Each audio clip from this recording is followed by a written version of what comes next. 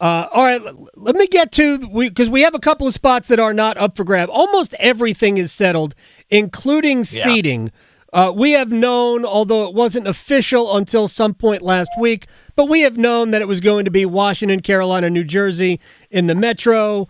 Toronto separated themselves from Tampa Bay, although that's not official. That's the only spot in the three divisions where the top three is not solidified. We know the three teams. Toronto's magic number to clinch number one seed in the Atlantic is 1. That's going to happen. Tampa Bay is going to be 2. We know Florida's 3, and we know the three teams in each of the divisions on the other side. But of the teams that are still kind of jockeying, what are you looking at right now? I know you watched Montreal and Chicago last night, and the Canadiens look like they might be a ton of fun when we get to the playoffs. How good do you think they are? Well, they're fun. I mean, they're ahead of schedule, right? I sent somebody a note last night. I said we could be watching like the final 5 years from now. I mean, really. I mean, Chicago's got a ton of young players that are going to be good players, and they acquired Spencer Knight, who's still a good young player, and he can be their goalie and grow with their team. And I mean, they got to get it right? Yeah. So it's going to take time, but. That Rinzel has come in and played well. They've Schunoff. Bedard looked good last night. I mean, they play at a high tempo. Yeah. And then, Montreal, I mean, it's been one of the crazy years. It's been up, it's been down, it's been back, it's been forth. It's been everywhere this year. And, they're right on the edge of getting this, this playoff spot.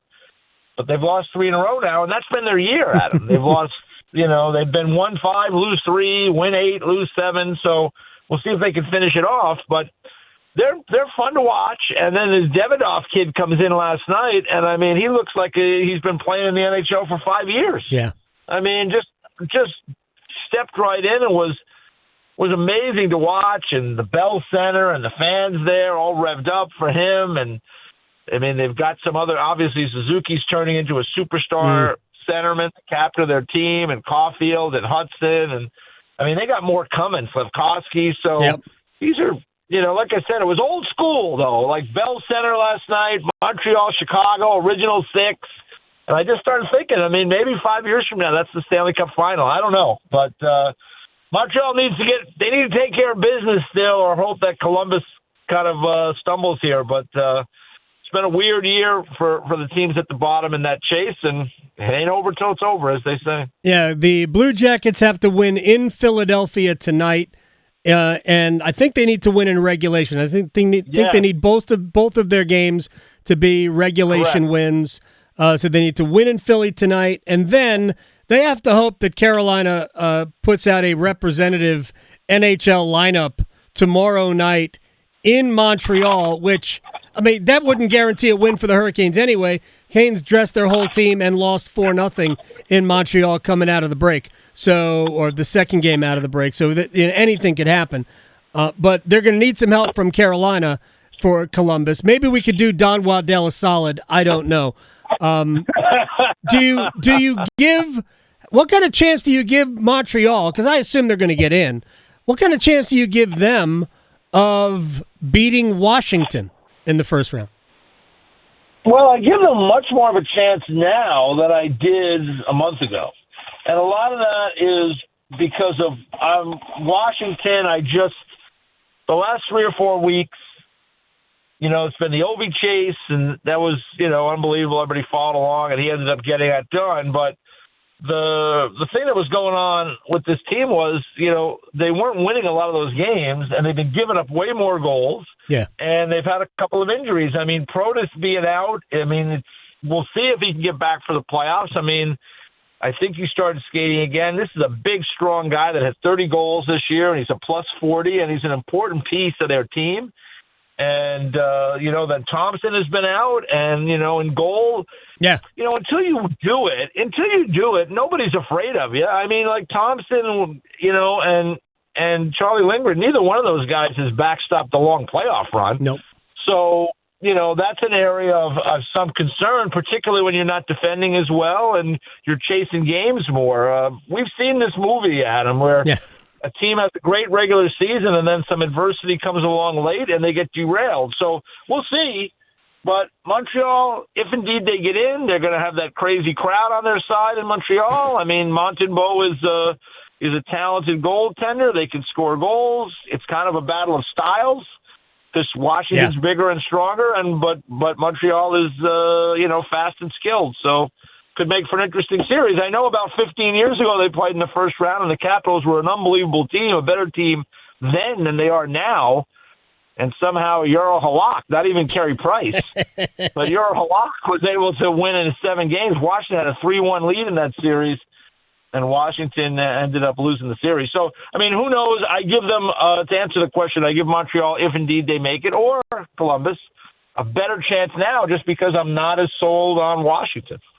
EJ Hradek, NHL Network, is joining us here on the Adam Gold Show. Before I go back to Carolina's first-round series with New Jersey, which, again, we've known this for a long time, Dallas and Colorado are going to clash in round 1. That seems unfair on so many levels because these are, in my opinion, points notwithstanding, and that's how we determine where the seeds go anyway. I'm not sure Dallas and Colorado, when fully operational, aren't the 2 best teams in the entire league, and they're going to meet in the first round. So how do you see this? Yeah, well, you said it, fully operational, right? I mean, Dallas is without – they're not fully operational. They're without Miro Heiskanen, who's their best defenseman, who's a guy that can play 25-plus minutes a night and, can carry the mail and get you out of trouble in the D-zone and can play against, the very best players on Colorado and match them head-to-head. It's the regular season – give the Stars credit. They got through the regular season and played very well without him, but it's a different animal in a 7-game situation against a very, very highly skilled and talented Colorado Avalanche team that, might even be getting another piece, Gabriel Landeskog, back in the mix for the playoffs. Not that he's going to be the Gabe Landeskog that, we remember from 3 years ago. The guy hasn't played since 2022, but he's a talented player. He's the captain of their team, and he'll be an inspirational leader, I would imagine, for this group. So I think Dallas Stars are going to be, it's going to be a challenge for them without Heiskanen. It looks like they're going to get Sagan back, which is good for them. I mean, they've got a deep group of forwards. Otter's going to have to be terrific, I think, in the series, and I think the area where they can take advantage maybe is that depth of the Avalanche defense. I mean, after Makar and Taves, it falls off, and I think that might be an area where a deep group of Dallas Stars forwards might be able to make some hay and see if they can get under Mackenzie Blackwood a little bit, who has been really good since coming over from San Jose, but he has never really been in this position before. So, I mean, that's where Dallas has to try to find a way to win the series. It's funny, guys who are basically career backups, get on a good run as a starter, and then Colorado. Look, it might work out, right? Adin Hill wasn't really the guy until he was the guy for Vegas. EJ Hradek is joining us here on the Adam Gold Show. I think Cale Makar is going to play 28 minutes a night. So will Taves. They'll Probably play forever. True. Say again? Yeah, probably true. Yeah. Probably true. All right, let me get to the Devils and the Hurricanes. It's funny, we're so in our little bubble here about, somebody asked me today, what's the biggest weakness Carolina's got? And I didn't even hesitate, and I said goaltending. We don't know. We don't know what you're going to get out of Pyotr Kochetkov. The last handful of games from Frederik Andersen, the last 3 games have been, okay. Nothing better than okay. And you can't be just okay in the playoffs and survive a series. But the Devils are kind of in the same boat at this stage of the game. Jacob Markstrom hasn't been the same since his injury. Jake Allen is good, but Jake Allen is also not awesome. So when you look at this matchup, what are you focusing on? The goaltending.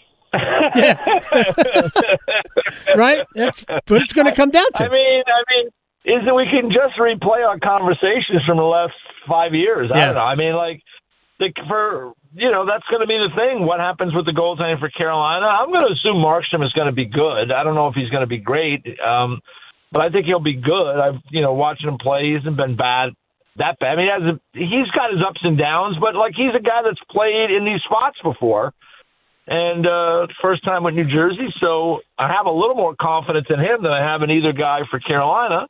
It looks like Dougie Hamilton is inching towards a return for the Devils, and that helps just because he can play a lot of minutes and help them on the power play. I mean, these teams played 4 times this year, but they haven't played since the end of 2024, right? In December, they played a home and home. The games have been, I think 3 of the games were 4-2, and one of them was 5-2 because Roslovic had the nerve to put it in an empty net when he should have just left the game alone at 4-2. But I mean, I like your team. I like Carolina to win the series, but you always got to worry about the goaltending. Go back to last year. I mean, they were winning that game against the Rangers and playing really well, and then Freddie Andersen gave up a couple of bad goals, and it just deflates your team. I mean, I can't say it enough about how when the goaltending is not up to snuff, or it just everything that you do. I always go back to the Blues when Binnington showed up.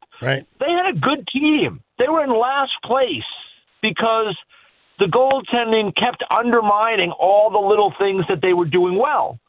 And so, it's like the garden can't grow without the goaltending, And so when, Carolina does a lot of things well in games, but when you're undermined by the goalie on that bench, I don't care what these guys tell you after the game. I mean, it impacts you. So if they can get solid goaltending, it's something to build on. Carolina Hurricanes are in a good spot, I think, because I think they can beat the Devils. I think it's a good matchup for them. And then I think they could probably beat whoever comes out of that other matchup. I mean, so it could be a really good path for the Hurricanes. But, I almost feel like you might want to just just ride with Kochetkov because they've really never done that before. And, I think we know with Freddie Andersen at some point in time, it's just not going to happen. Right. Here's what I would do, and I've been saying this, EJ. Kochetkov has not played well in a while now. I would not ride with Kochetkov, but I think Rod Brind'amour has no choice but to use him. I think Freddie gives them the highest floor, maybe not as high a ceiling as Kochetkov, but he gives them the highest floor on a steady basis, but they got to keep him healthy and stop him from wearing down. So I think Carolina is going to have to use both goalies and just hope. And look, if Kochetkov, snaps back to the guy who played, in a 5-game stretch before this recent 5-game stretch where he looked like the best goalie in the league, then you can always go back and use him more. He is more equipped to play on a regular basis. Who do you think right now is the best team in the East? Until somebody beats them, I think Florida is still the best team in the East. They haven't played that way, but they have been missing players. Matthew Tkachuk is obviously a big story, right? Is he going to be back healthy and playing, right? So if we assume he's going to come back and play, to me, Florida is still the best team because they can play a lot of different ways and win. Now, they've played a ton of hockey in the last 2+ years. They were in the final 2 years ago, won the Stanley Cup last year. They've dealt with injury issues. They've had to change some people around. So, this will not be easy. That's why very rarely do teams repeat, right? I mean, we don't see it too often. Right. So it's difficult under the best of circumstances. And they've got a challenge in the first round. It'll likely be the Tampa Bay Lightning, who will be really itching to get even with Florida, for, knocking them out last year and kind of getting the better of them in the last couple of years. So that said, I mean, still, if they're healthy and playing well, I think they're just hard to beat, because they know what they have an identity. They know exactly what they want to do. They wear you down. They've got, a deep group. So to me, they're the best team when everything's going well. But as you know, in the playoffs, that never happens. And, when it does, it happens once. It happened to them last year. Probably not going to happen for them this year. Tampa could easily take them out. Yeah. I mean, Toronto will be in a weird situation because they'll be a big favorite with all the pressure against Ottawa, who will be running fast and loose. And if the goalie plays well, I mean, that could go downhill for Toronto. But, they can take care of that. They've had good success against Tampa. It'll be harder against Florida, but that's a tough. It's just like we talked about in the Central, right? I mean, it's just a harder path. Dallas has to play Colorado and Winnipeg. If they advance, they're like the Toronto of that division. Then can they win, right? So this is why we love it, Adam. This is why every year, this time of year, we're talking about it. And there's all these unforeseen things. I mean, remember last year, nobody was talking about how are the Leafs do without William Nylander because he's going to miss time because of a migraine headache issue, right?